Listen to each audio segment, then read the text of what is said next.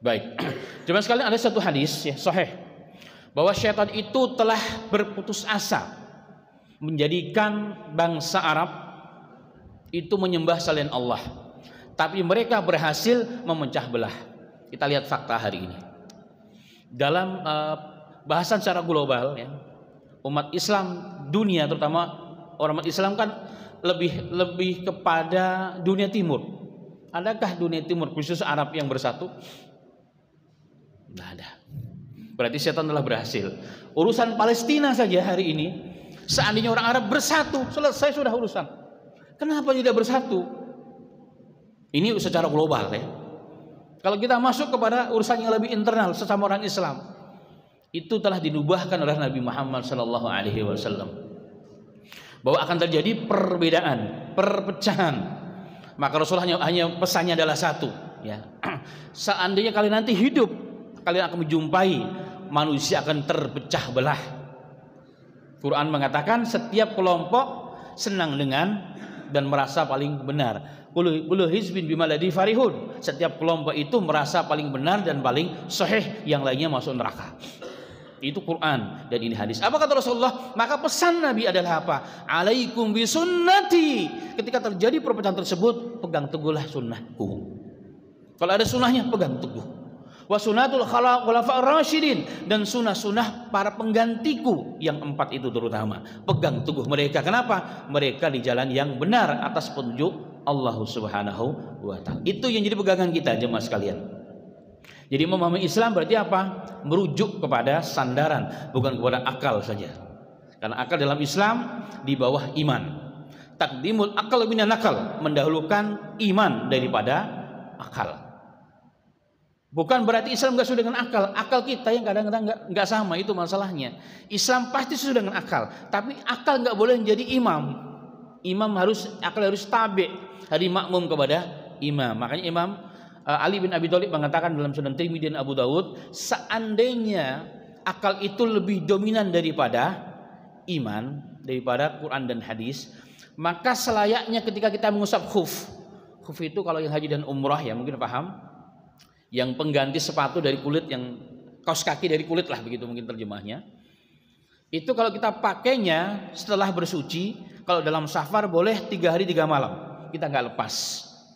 Tapi kalau kita mukim di rumah 24 jam, katakan kita sakit ini, kita pakai kaos kaki, itu pakai khuf, boleh ketika kita mau wudhu cuma diusap atasnya. Yang diusap atasnya itu hadisnya sahih. Kalau madhab Syafi'i dua-duanya. Tapi yang sahih, yang sunnah ya adalah dia usap di atas sekali.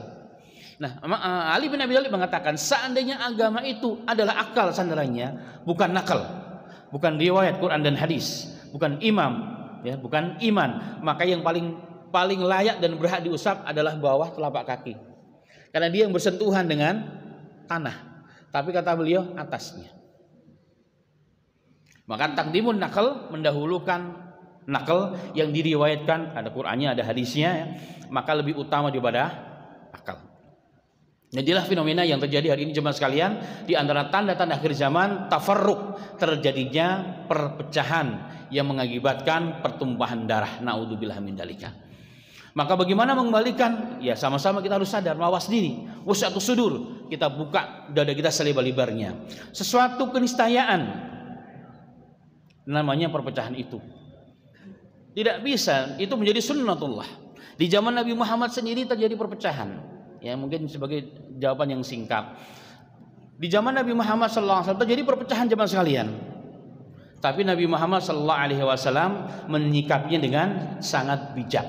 Contoh, ketika Nabi Muhammad SAW mengutus pasukan Sa'ad bin Mu'ad untuk mengurusi pengkhianat Bani Quraidah. Setelah pasca peristiwa perang Khandaq, apa kata Rasulullah? Tidak boleh kalian sholat asar kecuali di Bani Quraidah. Hadis yang sahih, setiap kitab hadis ada, dalam Bukhari Muslim ada. Kita paham antara Masjid Nabawi Madinah di zaman itu dengan Bani Quraidah nggak mungkin ditempuh dengan waktu di mana mereka bisa sholat di Bani Quraidah, tidak mungkin. Maka betul lah, ketika jemaah ini pasukan khusus di bangunan Rasulullah itu sedang berjalan, di tengah jalan sudah matang waktu sholat asar. Sebagian mengatakan kita sholat di jalan ini, karena Rasulullah mengatakan dalam hadis yang lain, sholat yang amal yang terbaik adalah di awal waktu. Sedangkan tadi perintah Rasulullah itu maksudnya adalah apa? Supaya kita cepat tinggalkan Madinah. Kan sudah dibuat nih tim pasukan khusus, jangan lelet, cepat berangkat biar nggak digoda oleh syaitan, pahalanya cepat mengalir. Kata yang kedua, enggak. Untuk kasus hari ini namanya perintah secara khusus, taksis namanya. Ini perintah khusus. Kalau yang hadis tentang seafdal amal adalah sholat di awal waktu, itu hadisnya umum. Yang kasus ini kasus khusus. Maka apapun yang terjadi harus sholat asar di Bani Quraidah. Maka kelompok yang kedua, sholat asar sudah masuk sholat maghrib bahkan sholat isya, dijamak menjadi satu, digabung menjadi satu. Kenapa? Bagi mereka ini secara khusus. Ketika mereka pulang ke Madinah, berjumpa dengan Rasulullah, dikabarkan, diceritakan kepada Rasulullah, Rasulullah tidak berkomentar. Dalam kaidah fikih, ya, namanya usul fikih dan usul hadis, haram bagi seorang nabi melihat kemungkaran dan dibiarkan. Karena pembiaran terhadap perbuatan yang ingkar itu namanya takrir, persetujuan, dan ini haram bagi seorang nabi. Nah, ketika Nabi Muhammad membiarkan hal tersebut terjadi pada sahabat, artinya Rasulullah paham perbedaan itu akan terjadi. Yang satunya melihat sesuatu dengan tekstual, hadisnya begini, sudah.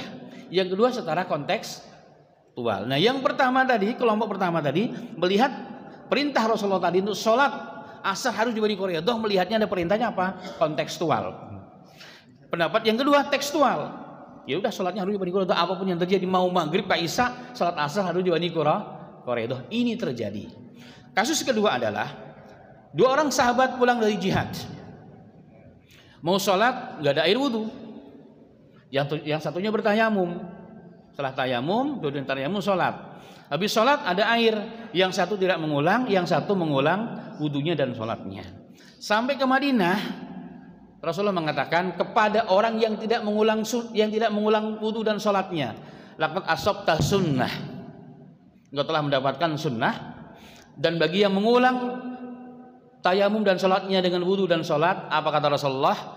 Walaka ajrain, bagimu 2 pahala. Pertanyaannya, mana yang salah, mana yang benar? Kalau ditanya, kalau seandainya salah, kenapa Rasulullah mengatakan engkau telah mendapatkan sunnah, engkau telah mendapatkan 2 pahala? Mana yang salah? Kalau salah 1 pahala, kalau istihad kan 1 pahala kalau salah. Ini dua-duanya dapat. Berarti istihadnya juga benar. Itu terjadi di zaman Nabi Muhammad Sallallahu Alaihi Wasallam. Maka satu hal yang aneh, egois hari ini, kalau apa yang menurut saya, pendapatku ini yang paling benar, yang salah, ini adalah orang yang egois. Dan ini harus dijauhkan daripada umat. Maka kita harus berhati-hati. Nah, inilah mungkin sikap menghadapi ini, perpecahan yang terjadi, apalagi urusan Sa'ban dan sebagainya, urusan Rajab yang terus setiap tahun akan berulang-ulang terus. Maka umat ini perlu kedewasaan. Bagaimana caranya? Ya harus banyak ngaji dengan ngaji yang benar.